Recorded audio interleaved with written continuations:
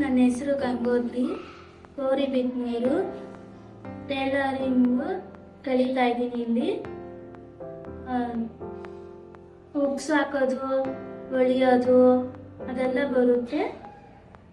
ನೀವು ಕೆಲಸ ಕೊಟ್ಟರೆ ಮಾಡ್ಬೋದು, ಕಲಿಬೋದು.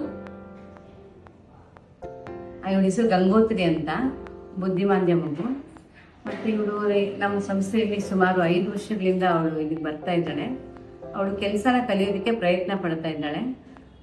ತುಂಬ ಅವಳು ಆಸಕ್ತಿಯಿಂದ ಟೈಲರಿಂಗ್ ಆಗ್ಬೋದು ಅಥವಾ ಬೇರೆ ರೀತಿ ಕೆಲಸಗಳನ್ನೆಲ್ಲ ಕಲಿತಾ ಇದ್ದಾಳೆ.